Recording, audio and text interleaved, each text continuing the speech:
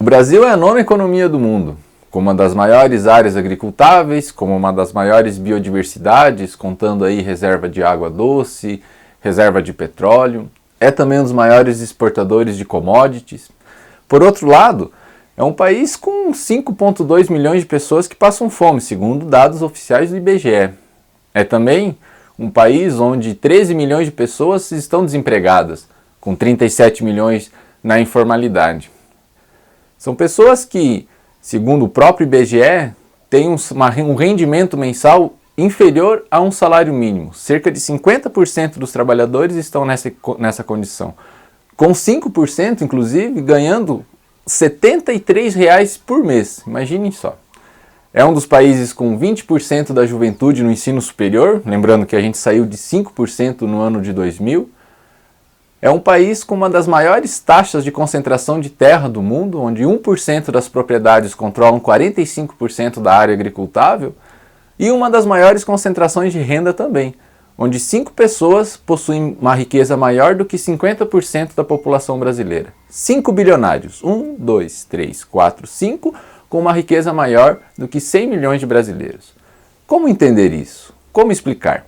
Neste canal, a partir desses vídeos, a gente vai iniciar o debate sobre como explicar e como entender essas contradições aqui no Brasil. Amanhã vai ser outro dia. Amanhã vai ser outro dia. Para entendermos a realidade, precisamos de boas ferramentas, de bons conceitos. É por isso que essa playlist, essa lista de vídeos, terá o nome de Caixa de Ferramentas. Como um bom mecânico precisa de boas ferramentas para desmontar um motor, nós, para analisarmos a realidade, a sociedade e suas contradições, também precisamos de boas ferramentas, de bons conceitos. Aqui, neste espaço, debateremos então alguns conceitos importantes para a gente entender a realidade e construirmos formas de intervir nela.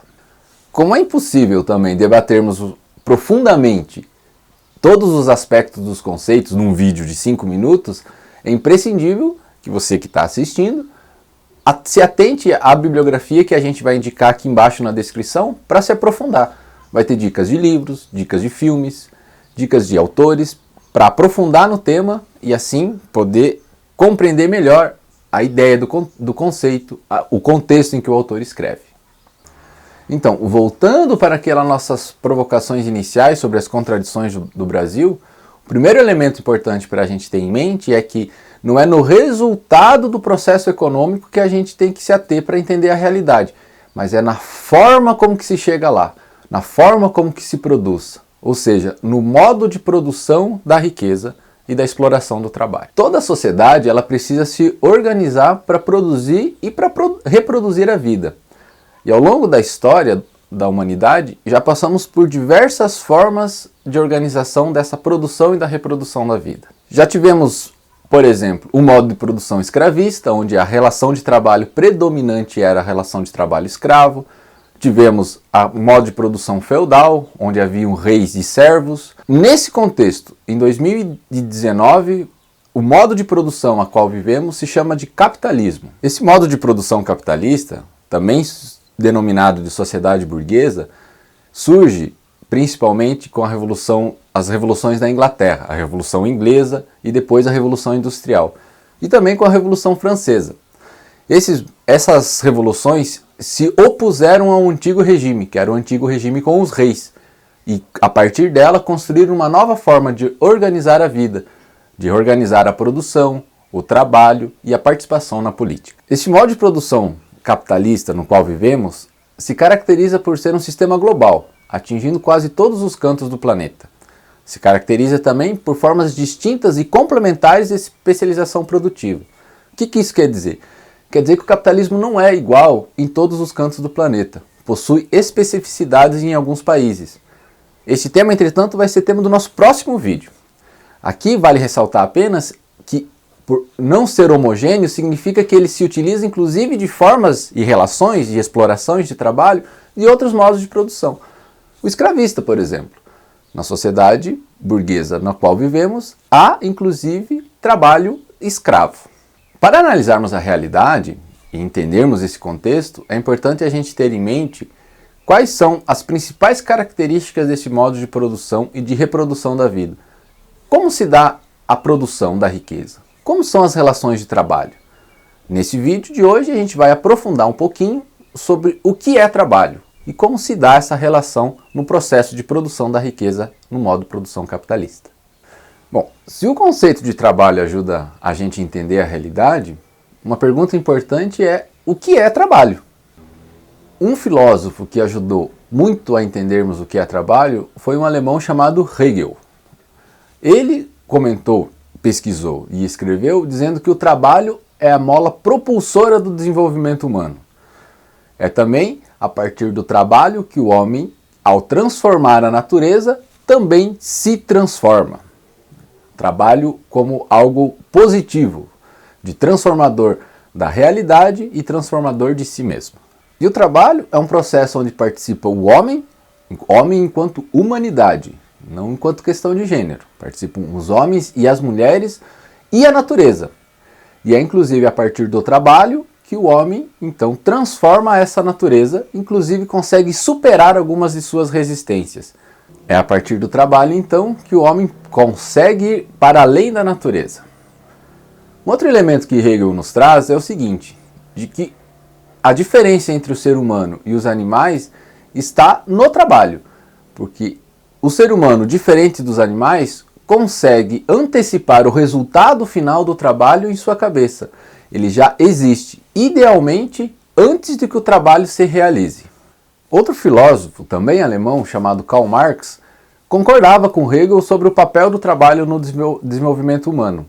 Entretanto, Marx criticou Hegel dizendo que este só olhou para o lado positivo do trabalho, mas que há também lados negativos, que há contradições na relação de trabalho. E aí se perguntou, e a gente também se pergunta, quais são os problemas nas relações de trabalho? Marx então constrói o conceito de alienação do trabalho.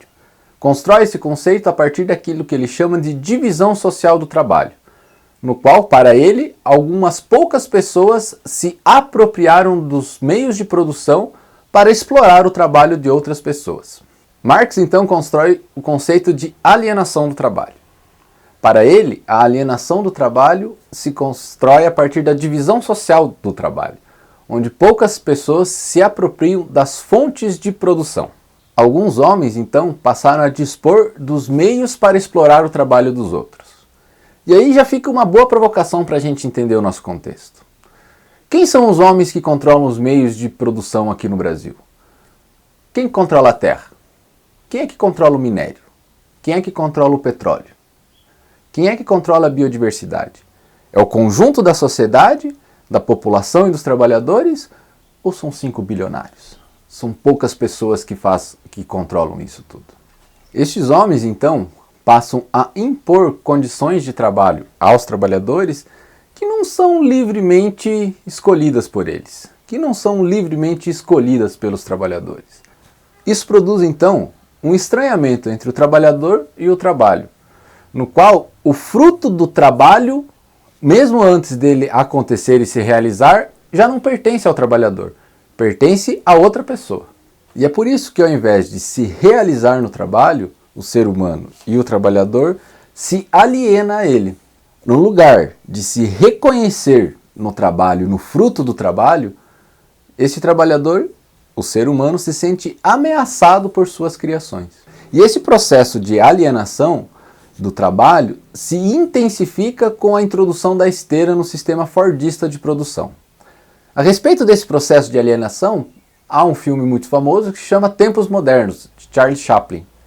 Mas há também uma charge do Anfield, onde aparece um trabalhador dizendo ao outro, na frente da esteira: amanhã irei me aposentar. Sabe o que vou fazer?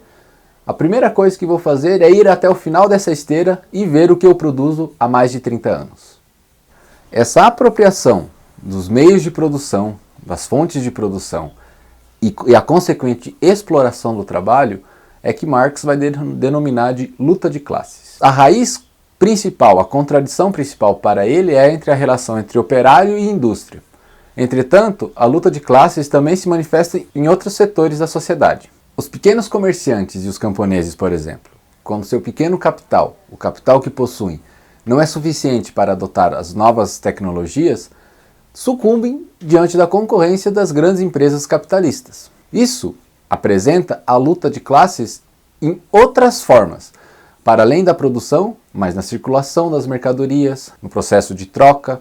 Para isso tem um estudo muito interessante da Oxfam, que, a partir da produção e comercialização de alimentos, aponta como as grandes empresas de supermercado exploram tanto o pequeno camponês como o consumidor. E isso reflete também na exploração com os pequenos mercados, com os pequenos comércios nos locais. Bem, aí então temos os principais componentes do processo de trabalho. A atividade adequada a um fim, o objeto em qual o trabalho se dedicará, a natureza, e os instrumentos para se fazer o trabalho. Nesse bojo, dialeticamente a esses três elementos, há o processo de alienação do trabalho, quando o trabalhador se distancia do fruto do seu trabalho. Outro elemento importante, e que aí é o nosso próximo vídeo, é quando o trabalho excedente é acumulado por um capitalista. O trabalho, a riqueza produzida pelo trabalho é acumulada por uma pessoa. Mas esse é o tema do nosso próximo vídeo. Então é isso, galera. Se você curtiu o vídeo, dá um joinha aqui embaixo e se inscreva. E assim você vai ficar sabendo dos nossos próximos vídeos, nos nossos próximos encontros. É isso, galera. Até mais.